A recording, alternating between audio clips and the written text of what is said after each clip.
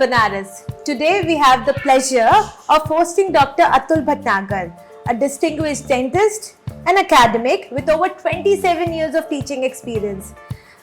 Sir professorship का था sir का सरस्वती डेंटल कॉलेज में लखनऊ में पहले, और अब सर प्रोफेसरशिप निभा रहे हैं BHU में. He is a gold medalist from KGMC अपने BDS के समय से, MDS के समय से, और ये एक बहुत ही उम्दा सितार प्लेयर भी है.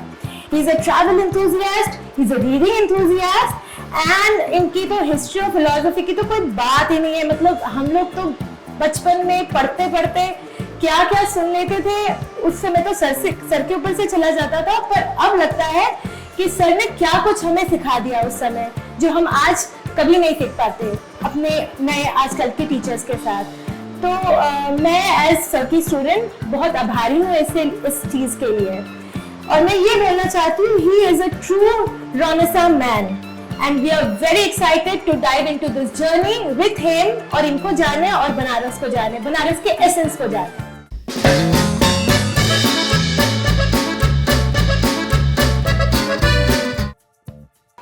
सर अपने बारे में कुछ हम सबको बताइए, हमारे ऑडियंस को कुछ बताइए सर.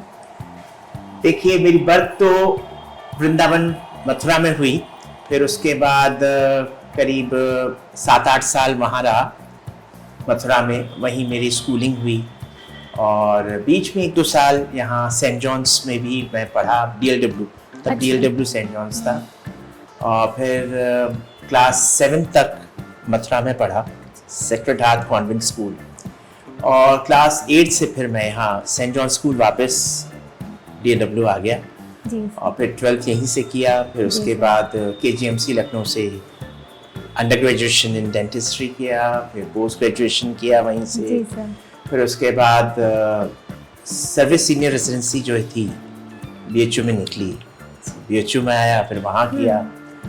तो तब 2 कमरों का डेंटल डिपार्टमेंट होता था. बिल्कुल बिल्कुल. और मुझे OPD देखनी होती थी रोज, और OPD के बाद फिर एक्सट्रैक्शंस करने होते थे, और 2 बजे तक डिपार्टमेंट वाइंड अप हो जाता था. पोस्ट ग्रेजुएशन था, 1 सीट प्रोस्थो में थी, प्रोस्थोडोंटिक्स में, और 1 सीट रूट उसमें आपके जिसमें रूट कनाल होता है, एंडोडोंटिक्स एंड कंजर्वेटिव. तो 2 PGCs थी. आजकल तो काफी full fledged faculty of dental sciences है, बड़ा अच्छा लगता है. और इसके बाद फिर करीब 11 साल में सरस्वती डेंटल कॉलेज में रहा, वहाँ पढ़ाया. उसके बाद फिर मौका लगा 2010 से फिर मैं BHU वापस आया जी, जी. और अब 14 साल हो रहे हैं जी sir. So wonderful talking to you at this juncture of life. जी जी जी सर. सर आपका बहुत ही रिच और डाइवर्स बैकग्राउंड है जी. जैसा कि हम सब जानते हैं, मतलब सर के स्टूडेंट्स हम सब जानते हैं. कुछ ऐसा बताइए अपने बारे में सर जो हमसे भी छुपा हो, जो आम लोगों से छुपा हो. आम लोगों से छुपा हो बहुत से लोग कहते हैं मैं बहुत मिलनसार हूँ, बहुत सोशल हूँ, लेकिन मैं जानता हूँ कि I am a thorough introvert, अंतर्मुखी हूँ. लेकिन जब मैं लोगों से मिलता हूँ तो आई डोंट फील डिस्कम्फर्ट, और तो लोगों को यही लगता है कि अच्छे खासे एक्सट्रोवर्ट हैं. फिर भी मैं इंट्रोवर्ट हूँ. इंट्रोवर्ट इसलिए नहीं हूँ कि I want to avoid crowd, या भीड़ से मुझे डर लगता है या घबराहट होती है. उस टाइम पे मैं बहुत कुछ और करने की मेरे मन में रहती है, बहुत सारी चीजें, और लाइफ तो एक ही है, और कहते हैं ना कि हजारों ख्वाहिशें ऐसी कि हर ख्वाहिश पे दम निकले. तो वही जी सर. सर आप गोल्ड मेडलिस्ट है डेंटिस्ट्री में भी और सितार प्लेइंग में भी. सर पढ़ाई के समय आपने कैसे मैनेज किया, दोनों ही अपने फील्ड में दोनों अलग फील्ड है, तो आप उसको अपने पढ़ाई के साथ साथ अपने सितार प्लेइंग को इतने अच्छे से कैसे कर पाए? देखिए, 2 चीजें होती हैं. एक होता है इंटरेस्ट, एक होता है हॉबी, और इन दोनों के ऊपर एक चीज होती है पैशन. Right, true. तो बहुत से लोगों को इंटरेस्ट होता है कि हाँ मुझे गाना सुनना अच्छा लगता है. कुछ लोगों को हॉबी होती है कि मैं गाना गुनगुना लेता हूँ. लेकिन गाना गुनगुनाना या अच्छा लगने के अलावा उसको सीखने में जो तकलीफें हैं या जो उसका प्रोसेस है, अगर उसको मैं तकलीफ नहीं मानता, उसको मैं परेशानी नहीं मानता।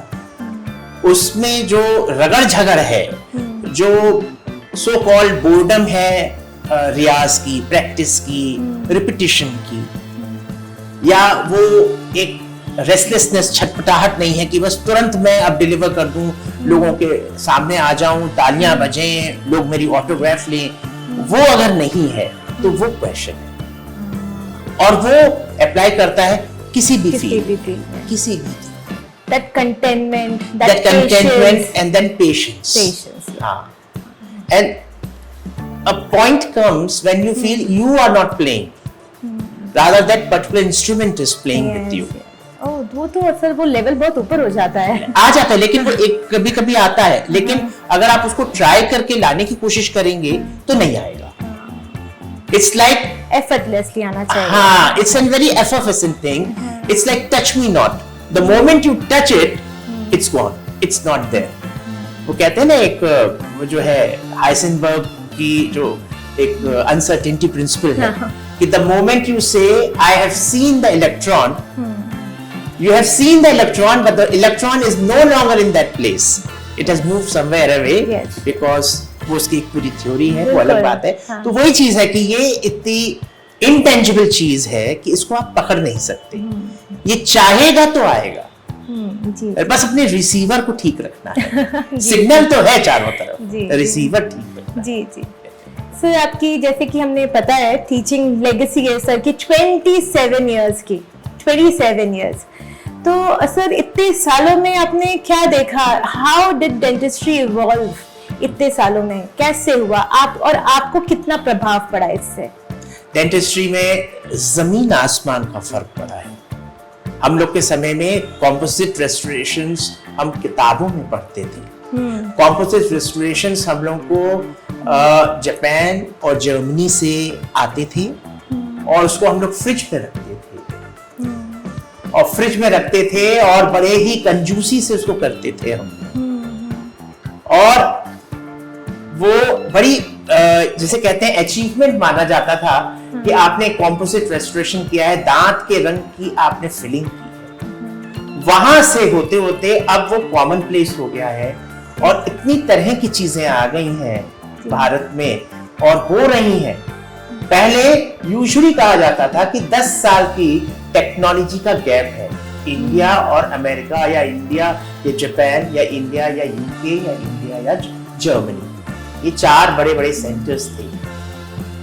आज ये है कि कई चीजें पहले इंडिया में लॉन्च होती हैं, फिर बाकी दुनिया में। तो that is the change that has taken place. True sir. फिर से हम म्यूजिक पे आते हैं, सितार पे आते हैं। फिर अभी भी आपको मौका मिलता है सितार बजाने का? मौका मिलता है, लेकिन अब मुझे शुरू करना है। बस वो कुछ ना कुछ बहानों से मैं उसको प्रोक्रेस्टिनेट कर रहा हूँ, डिले कर रहा हूँ। करना नहीं चाहिए। मेरी बेटर हाफ जो है वो लगातार मुझे याद दिलाती रहती है कि आपको करना चाहिए, करना चाहिए, करूँगा। Sure sir. फिर एक कुछ सिग्निफिकेंट इंसिडेंट बताइए जो आपको बनारस से जोड़ता है। बनारस से जोड़ने, म्यूजिक एंड डेंटिस्ट्री से रिलेटेड। म्यूजिक एंड डेंटिस्ट्री से रिलेटेड मेरी, जब मैं क्लिनिकल प्रैक्टिस में था तो एक बार यहाँ पंडित किशन महाराज, आप सब लोगों ने नाम सुना होगा, तबला नवाज, बहुत बड़े तबला बजाते थे। वो एक हमारे जानने वाले थे, उनसे वो परिचय लेके मेरे पास आए। उनका फोन आया था कि मैं दिखाना चाहता हूँ। तो वो आए और उन्होंने जो है बैठे, उन्होंने अपनी कुछ दिक्कतें बताई, उनका डेंचर था, और उन्होंने कहा कि मुझे अभी 2 दिन बाद कॉन्सर्ट में जाना है, तो आप इसमें क्या कर सकते हैं। तो मैंने सब ठीक कर दिया, हो गया। फिर उसके बाद अंदर कौतूहल हो रहा था कि इनका तो कॉन्सर्ट है, इन्हें तो तबला बजाना है, इन्हें डेंचर से क्या लेना देना। ऐसा कुछ खास उसमें दिक्कत भी नहीं थी। तो बोले कि नहीं, आप डॉक्टर साहब समझिए नहीं, मुझे परन पढ़नी पड़ती है। हाँ, शुरू में जी। तो गणेश परन होती है, शिव परन होती है, गौरी परन होती है। तो इस तरह से उन्होंने कहा। तो फिर मैंने निवेदन किया कि क्या आप कुछ मुझे बताएं, सुनाएंगे कि चेष्टा करेंगे। अगर आपको समय आपका ना ज़्यादा लग रहा हो तो उन्होंने सुनाया और उन्होंने कहा कि आप मुझे एक फेस मिरर दे दीजिए, और उन्होंने सामने फेस मिरर रखा और उन्होंने गणेश जो परन है वो पढ़ी, शिव तांडव स्तोत्र के साथ उन्होंने परन पढ़ी और उन्होंने कहा कि नहीं डेंचर ठीक है और बिल्कुल सही उच्चारण हो रहा है। तो एक तो ये वाक्य मुझे जो है मुझे लगा कि इस तरह का डेंटिस्ट्री तो आप किसी भी शहर में कर सकते हैं, किसी भी देश के कोने में आप कर सकते हैं, विदेश में कर सकते हैं, लेकिन इस तरह का रूबरू होके बातचीत नहीं होती है। ऐसी एक दूसरी बात हुई, एक बार एक बड़े बुजुर्ग आदमी आए अपने बेटे के साथ और उनका पोता भी आया था। मैंने तीनों जनरेशन आई हुई थी और उनका मैंने ट्रीटमेंट किया। फिर उसके बाद में बातचीत हो रही थी तो उनको कुछ कहना था, तो उन्होंने अपने बेटे से शुद्ध संस्कृत में वार्तालाप किया और मैं दंग रह गया। और फिर बाद में जो पोता था उन्होंने कहा कि ये तो आम बात है, घर पे ऐसे ही बतियात हैं, दद्दू और पिताजी ऐसे ही बतियात हैं। तो उसने अपनी बनारसी भाषा में बोला उसने, लेकिन मैं दंग रह गया कि लोग आपस में संस्कृत में बात करते हैं। इस तरह का रिच एक्सपीरियंस, इस तरह का जो अनुभव है वो मुझे दुनिया के किस कोने में मिलेगा। तो इसीलिए बनारस अपने आप में एक अलग ही इस है, यहाँ हर पल रस बनता है। बनारस बनारस बिल्कुल बिल्कुल। सर जैसे कि हमें पता है कि आपको पढ़ने का भी बहुत शौक है और आपको जैसे सितार का भी बहुत शौक है, तो एक आपको सिचुएशन देते हैं, अगर आपको स्ट्रैंड कर दिया जाए एक बुक या तो फिर एक सितार के साथ एक डेजर्ट आइलैंड में, तो what would you pick, a book और सितार, एंड व्हाई? बुक में तो मैं श्रीमद् भगवत गीता रखूंगा। One sir, one book. You have to choose between अच्छा, between the book or the sitar? Yes, sir. And why? Then sitar. Oh, wow. And why, sir? Because knowledge की अपनी एक हद होती है। Knowledge एक tangible चीज है। Knowledge को हम यूज करते हैं मेजर करने के लिए, चीजों को समझने के लिए, कंपेयर करने के लिए, और जब हम उसको इम्प्लाई करते हैं या अप्लाई करते हैं तो वो विजडम हो जाती है। म्यूजिक एक इनटेंजिबल चीज है। जो नोट्स हैं they are like knots in the air. खुला आसमान है और उसमें हम अलग अलग जगह छोटी छोटी गांठें बना लेते हैं और उन गांठों को हम लोग सुर कहते हैं। तो आपका कोई भी मूड है, कोई भी चीज है, आप हमेशा एक अलग तरह के आनंद में आ जाएंगे और आपको किसी चीज की जरूरत नहीं है। ऑफ कोर्स रोटी, दाल, चावल, पानी, हवा वो रहेगा सर, उस शेल्टर की तो जरूरत पड़ेगी। भूखे पेट भजन न होई। लेकिन सितार जो है, म्यूजिक जो है, वो एक ऐसी चीज है, वो स्वांत सुखाई है कि उसके लिए कोई आपको कंपनी की जरूरत नहीं और नॉलेज की भी जरूरत नहीं है। अगर आपके पास वो है तो है। बिल्कुल बिल्कुल। अच्छा, मुझे लगा था आप बुक चूज करेंगे, तो मतलब मेरे लिए भी बहुत ही अलग वो रहा है ना, you know what to expect, no, जो आपका आंसर था मुझे नहीं, एकदम अनएक्सपेक्टेड था। अच्छा सर, ये बताइए कि म्यूजिक का क्या रोल रहा है डेंटिस्ट्री में आपके लिए, आपके प्रैक्टिस में, पढ़ाने की उसमें क्या रोल रहा है? पहली चीज है सब्र, पेशेंस। क्या होता है कि नॉलेज के साथ इम्पेशेंस भी आती है, एरोगेंस भी आती है, और अगर आप में एरोगेंस है और इम्पेशेंस है तो म्यूजिक नहीं हो पाएगा। और वो एक आर्ट है, आप जैसे जानते हैं डेंटिस्ट्री आर्ट एंड साइंस है। What is art? Art is putting things in its right place. This is one of the definitions also of art. Putting things in its right place. Dentistry is about, I want to replace what has been lost. I want to put into function which was dysfunctional. How to do about it? I have to have patience. And I should be humble. I am susceptible to committing mistakes. मुझसे गलतियां हो, और हो सकता है कि आपकी उम्र के लोग या उससे भी जूनियर लोग जो है वो पॉइंट आउट कर सकते हैं कि यह गलती हुई है डॉक्टर साहब आपसे, आप क्या इसको एक बार फिर से पुनरावलोकन करेंगे, फिर से देखना चाहेंगे? Would you like to revisit it? अगर मुझ में एरोगेंस होगा, अगर मुझे इम्पेशेंस होगा, तो मैं कभी भी अच्छा डॉक्टर नहीं होऊंगा। अगर मैं अच्छा डॉक्टर नहीं होऊंगा तो अच्छा टीचर कैसे हो सकता हूँ डेंटिस्ट्री में? तो इसलिए ये बहुत जरूरी है कि आप में ह्यूमिलिटी हो और आप में पेशेंस हो। ये दो चीजें मुझे म्यूजिक से मिली, जो मुझे बहुत ज्यादा हेल्प किया है आज भी in my teaching profession and as a person also.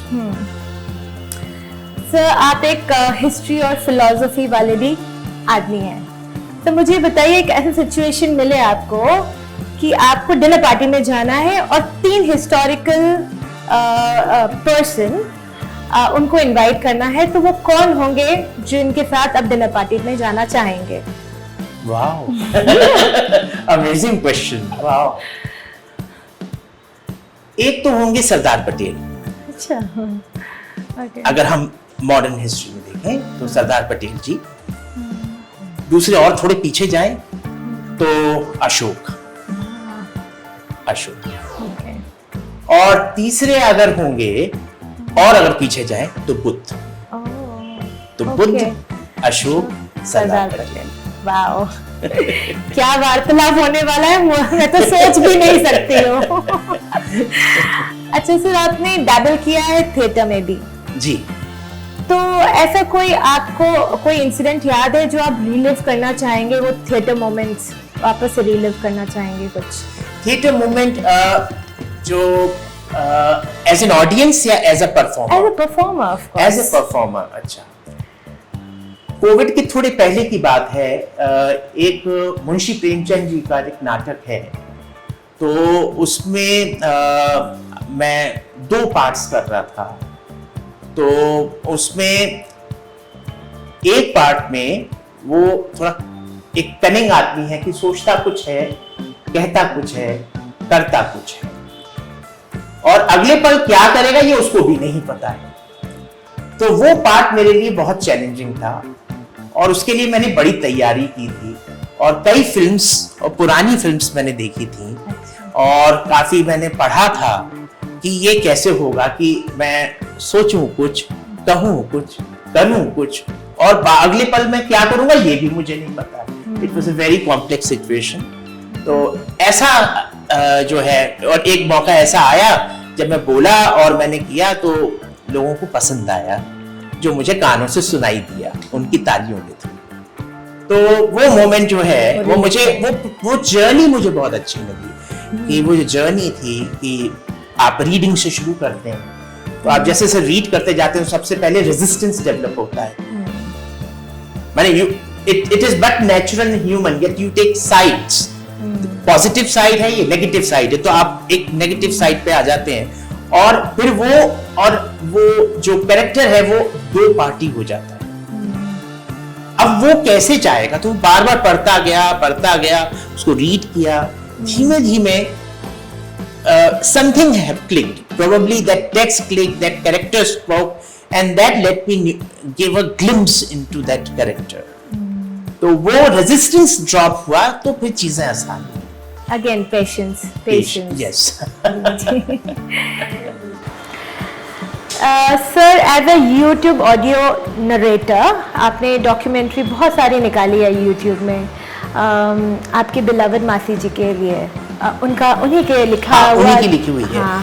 हाँ। सर, वो जो जर्नी थी आपकी कैसी रही? मुझे जैसे मैम से पता चला कि आप बहुत इमोशनल होके उस पूरे ऑरा में थे और कैसे आपने उसको, मैम ने कहा कि I am letting sir be him, उसमें जाने दे रही हूँ उनको because he was so much in love with his मासी जी।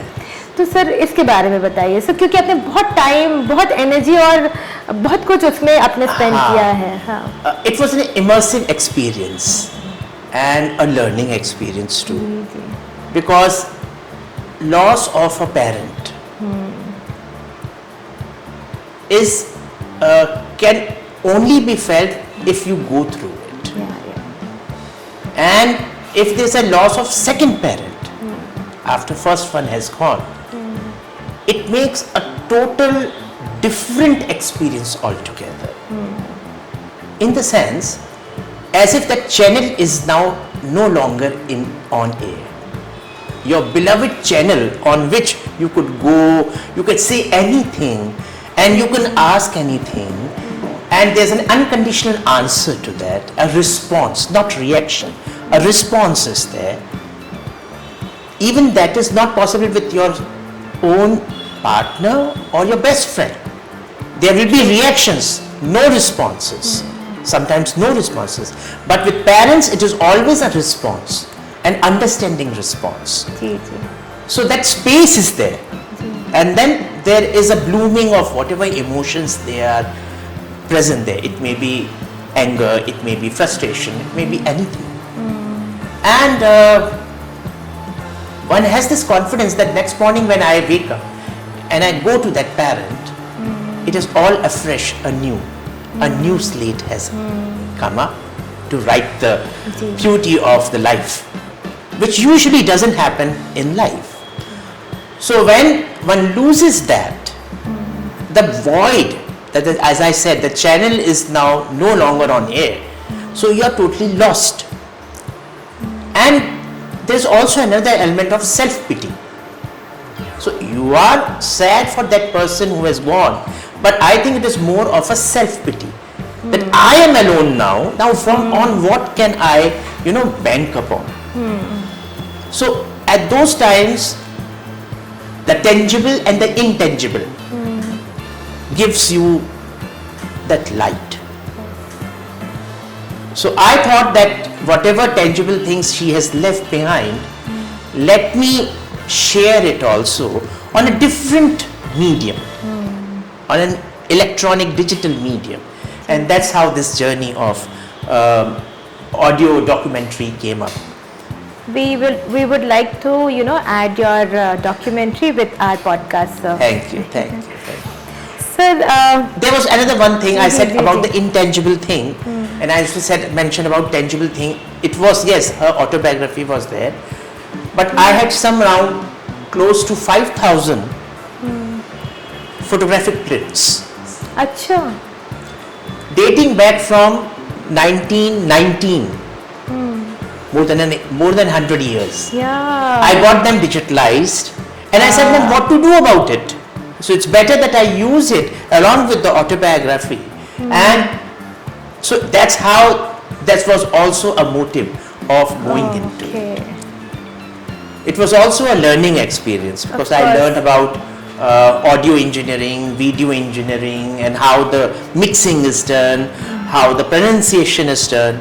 For example, my sound engineer told me कि सर जब आप हिंदी बोलते हैं ना तो इंग्लिश की तरह बोलते हैं। मैंने कहा क्या मतलब?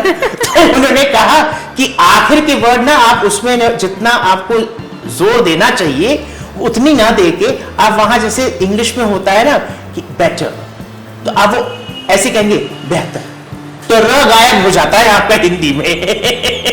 So that's also was a very nice learning wow experience. voice It was modulation भी immersive. आ गया sir. Yes. very nice जी सर जैसे कि कुछ अलग बात करते हैं sir, modern history, Indian history के बारे में आते हैं, तो अगर आपको मौका मिले, इंडियन हिस्ट्री बाहर का भी चलेगा, मौका मिले कोई ऐसा मोमेंट विटनेस करने का लाइव, तो वो क्या होगा?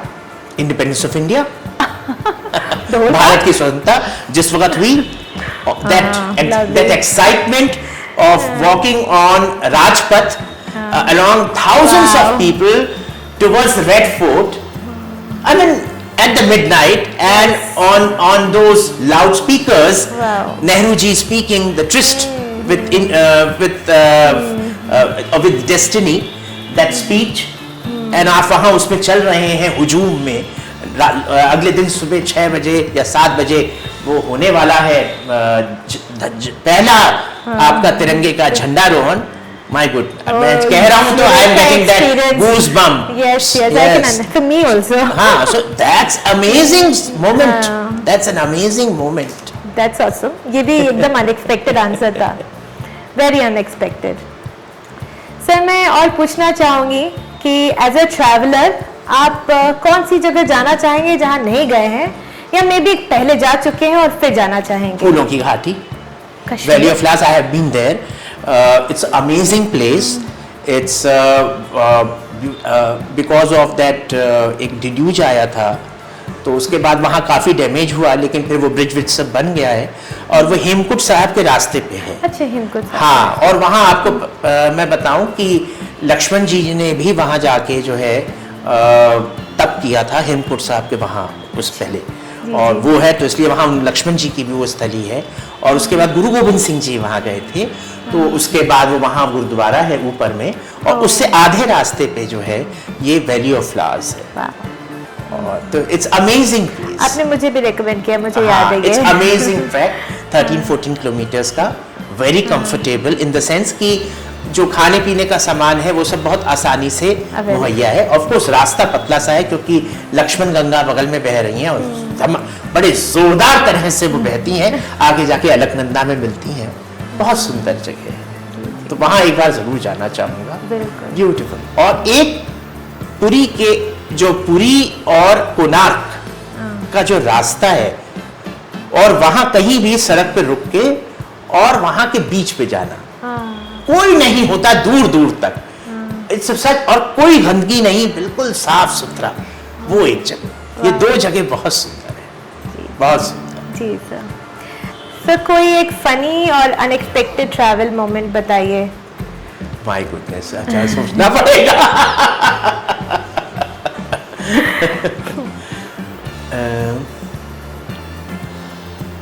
ट्रैवल मोमेंट तो नहीं, अपने कॉलेज टाइम से एक ट्रेन जर्नी मैंने की थी। उस समय मैं स्टूडेंट पॉलिटिक्स में था। अच्छा। हाँ, तो स्टूडेंट पॉलिटिक्स में होने की वजह से कोई एक मुद्दा था, उसकी वजह से हम लोगों ने कहा कि हम सब मेडिकल कॉलेजेस के पास जाएंगे, सब लोग बच्चों को मोटिवेट करेंगे, और वहाँ से दिल्ली जाएंगे और दिल्ली में प्राइम मिनिस्टर को मेमोरेंडम देंगे।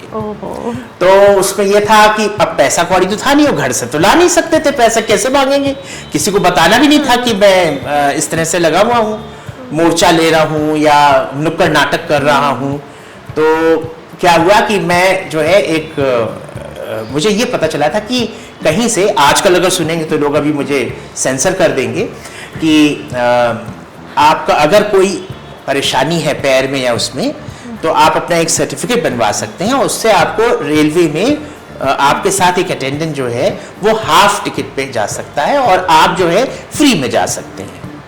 तो मैंने ऐसे ही किया कि मैं जो हूँ लगड़ा के चलने लगा ऐसे करके, और इस तरह से मैंने यहाँ से आगरा से टूंडला होते हुए फिर दिल्ली, और दिल्ली से वापस मेरठ, और मेरठ से लखनऊ, इस तरह से ये हमने ये की। और उसमें जो एक्सपीरियंसेस हुए और जो लोगों ने इतना प्यार मोहब्बत दिया, people even offer there seats, people offer their food, तो मुझे उसके बाद लगा कि मैं कभी ऐसी गैर जिम्मेदाराना चीज़ कभी नहीं करूँगा, ना किसी को कहूँगा कि करें। लेकिन हाँ, उस वक्त बहुत इंजॉय किया था, ये मैं जरूर तो ये आर्टिस्ट सर का अंदर से वो पूरा जिया आपने उस समय। Very good, very very good. Sir, with your interest ranging from music to physics, what's one hobby that you want to pursue and it's on your bucket list अभी तक पूरा नहीं हुआ है? Painting. And painting flowers. Wow. Because flowers have such fragility yet strength. They have such variety yet unity. So it always enamors me, and it demands nothing. It demands nothing. एक चीज मैंने देखी है कि humans demand a lot from everyone, from environment, from people, from others, everywhere. They keep on demanding, but flowers, nature never demands. It follows its own rule of nature. So painting is one thing I would like to pick up. Lovely. This was also unexpected. मैंने नहीं सोचा था sir painting का शौक रखेंगे।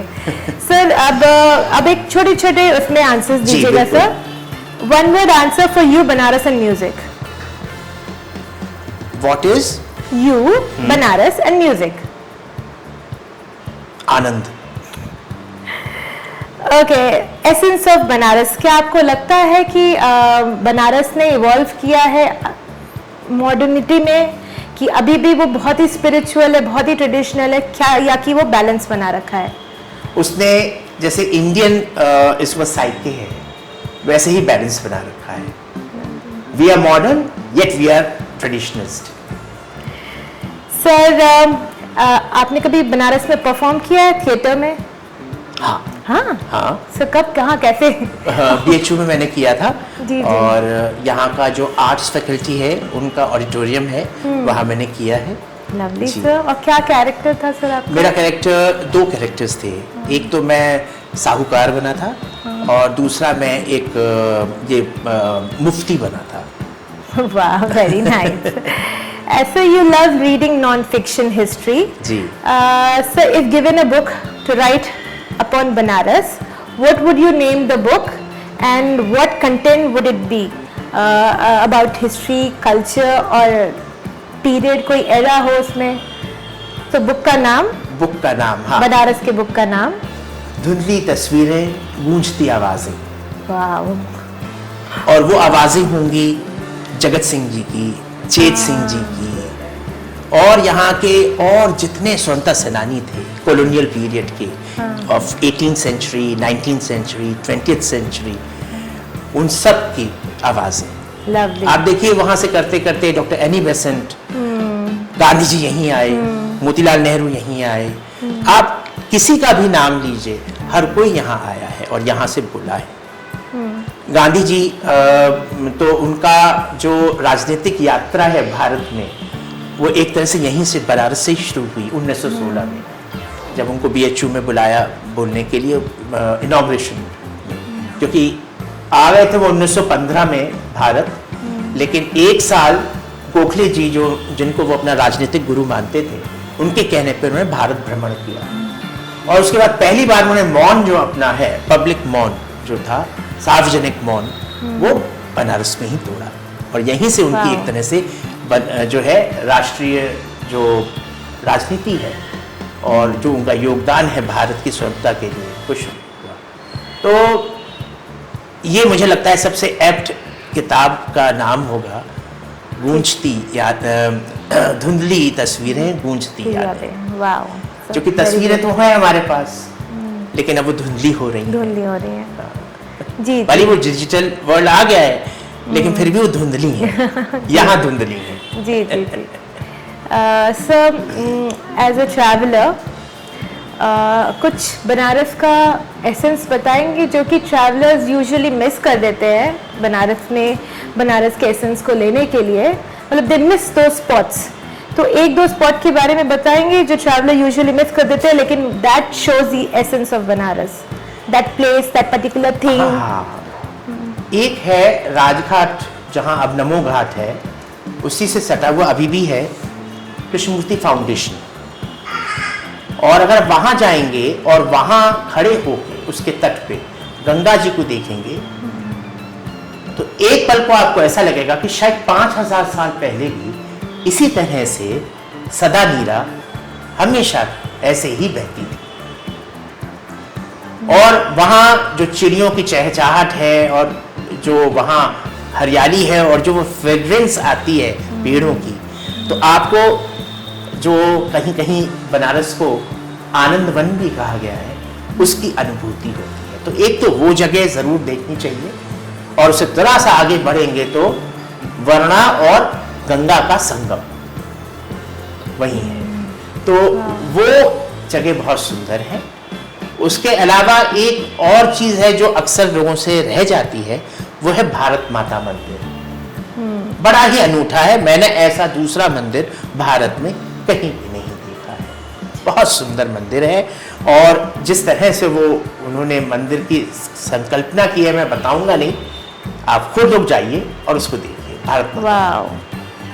और तीसरा जो हिडन नगेट है वो हमारे BHU में है, और वो है भारत कला भवन।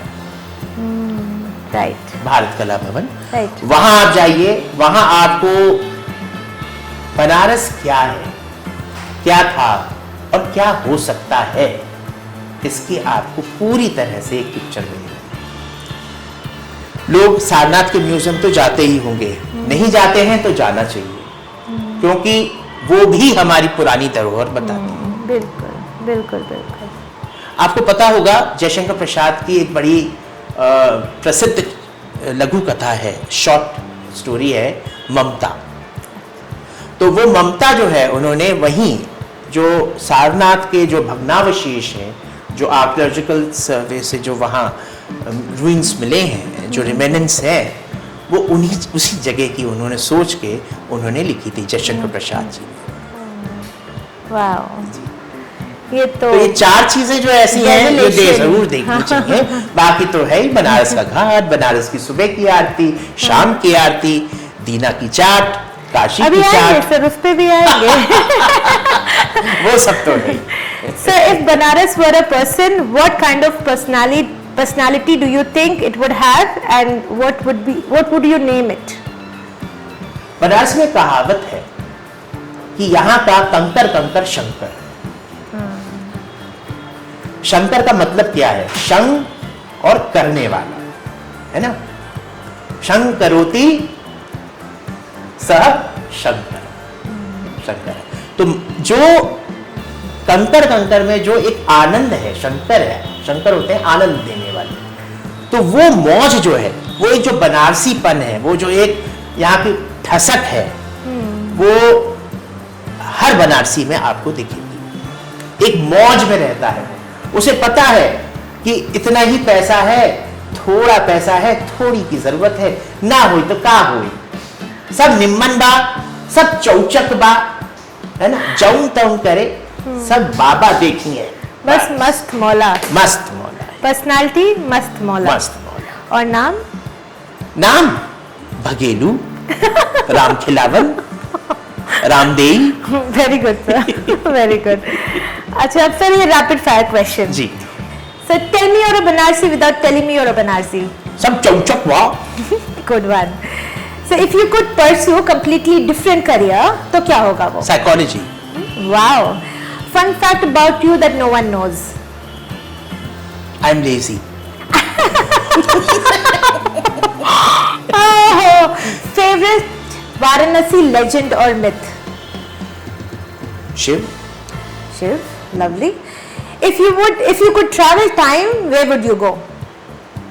colonial times. Colonial times, awesome sir. बाद में पूछूंगी इसके बारे में. One habit of yours that you think everybody should copy or steal. What film? No, habit of yours. Oh God. Everybody should copy or steal. Punctuality. True. 3 must visit place in Varanasi. One is Bharat Kala Bhavan. Of course, BHU has many. BHU has a beautiful geological museum in geology department. Okay. And Sarnath. Okay. Definitely. And any of the eateries on the ghats. Okay. Banarsi Holi or Diwali? Banarsi Holi for boys, Diwali for everyone. Okay. Kachori or And that especially Dev Deepavali. okay. Kachori or samosa? Kachori. Art museum or science museum? Science. Street food or fine dining in Varanasi? Street food. Wow, good. Morning aarti, evening aarti. Morning. Best places for chai in Varanasi? Pappu chai wala. Best place for eating out in Varanasi for travelers? Pizzeria Acha, good. on Assi Ghat. Okay. One more sir? Romas. Romad. Okay. Most surprising thing about Varanasi? Its own pace. Oh. If Varanasi had its own genre of music, what would that be? A mixture of folk and classical. तो फिर Hindi R&B होता तो कितना अच्छा होता ना, हिंदुस्तानी R&B, slow music चल रहा है होटल के बाथरूम में, और बनारसी भी ऐसे धीरे धीरे काम कर रहे चल नहीं रहे। तो वैसे भी आप घाट पे अगर रहें किसी होटल में, तो आपको सुबह मल्ला जो है, जो यहाँ केवट है, और उनकी सुबह की आप सुनिए। So, वो तो इलेक्शन के लिए सर। तो मैं वो एक्चुअली मैं फ्यूजन। मैं बताना चाह रही हूँ कि बनारसी अगर लेजी है, धीरे है, स्लो पेस है, तो बनारसी अगर हिंदुस्तानी ऐसे कुछ इंडियन अरे यहाँ की जो ठुमरी होती है, लखनऊ की जो ठुमरी है, वो बोल बनाओ की ठुमरी है, बोल बांट की ठुमरी है, माने उसके साथ डांस होता है, ये होता है। यहाँ क्या होता है, भाव की ठुमरी होती है। भाव। तो उसमें जैसे अब ये है कि भोर भई, तो अब भोर कितनी तरह से हो सकती है, हाँ सर पता 365 वेराइटीज हैं, तो वो अलग अलग भाव में आएगा। तो वो तो भाव जब कहेंगे 365 तो समय तो लगेगा ना, बिल्कुल सब चीज खरामा होगा ना, शने शने होगा ना, तो आराम से होगा ना। जी जी जी sir, 3 people you recommend for to us to bring it to our podcast. 3 people. 3 people. 3 people. Dr. Gautam Chakravarti. Okay. He's a leading orthopedician. जी, जी. He's a very good painter. Yes. He has an understanding of art, culture, and a Yes. typical Banarsi. जी जी जी. And then Deepak Madhok. He's an Okay. educationist, thorough Banarsi. Okay. And maybe Sajan Mishra, the younger one of Yes. Sajan One Mishra. of yeah. हाँ, the जी younger जी one जी of बिल्कुल the Rajan Sajan हमारे Mishra. List में है वो भी These सर। three. जी ठीक है सर, कुछ मैसेज लेना चाहेंगे हमारे यंगर जनरेशन को और ट्रैवलर्स के लिए जो बनारस का एसेंस लेना चाहे, और यंगर जनरेशन को? देखिए, ट्रैवलर्स के लिए मैं ये कहना चाहूँगा कि अगर आप चाहते हैं टू डू लिस्ट लेके कि 2 दिन में हम बनारस देख लें, हाँ आप देख लेंगे, लेकिन आप सिर्फ देखेंगे उसी तरह से कि जैसे एक होता है सीइंग और एक होता है ऑब्जर्विंग। तो यहाँ कम से कम 7 दिन 8 दिन लेके आए, जिसमें एक दिन आप जहाँ हैं वहाँ रहें, अगले दिन घूमने जाएं, तीसरे दिन फिर वहाँ रहें जहाँ हैं और आसपास की जगह घूमें, और फिर उसके बाद दोबारा किसी एक जगह फिर से जाएं और फिर देखें, और किसी दूसरे समय जाएं। बनारस में हर समय हर चीज अलग अलग समय पे होती है, और वही चीज आपको अतरंगी सतरंगी दिखती है। और यंगस्टर्स के लिए मैं ये कहूँगा कि बनारस को समझें, बनारस को वैल्यू करें। हाँ, यहाँ जो गंदगी है, जो भी ट्रैफिक जैम की प्रॉब्लम है, तो वो हम ही लोगों की हुई है। हम लोगों को जल्दबाजी रहती है कि कूद के कहीं पहुंच जाएगा, और घर जाके क्या करेंगे, या तो टीवी देखेंगे या मोबाइल देखेंगे। लेकिन हम लोग एक साइड में रह के अगली लाइन को आने की में पेशेंस जो चाहिए वो नहीं रखते। यंगस्टर्स से ये मुझे कहना है कि आप कर सकते हैं। और दूसरी चीज ये है कि अगर यहाँ गंदगी है तो करीब कौन कर रहा है? कोविड काल में देखिए कैसी सफाई थी, सब लोग बड़ा ध्यान रख रहे थे, कोई कहीं नहीं थूकता था, कहीं नहीं फेंकता था।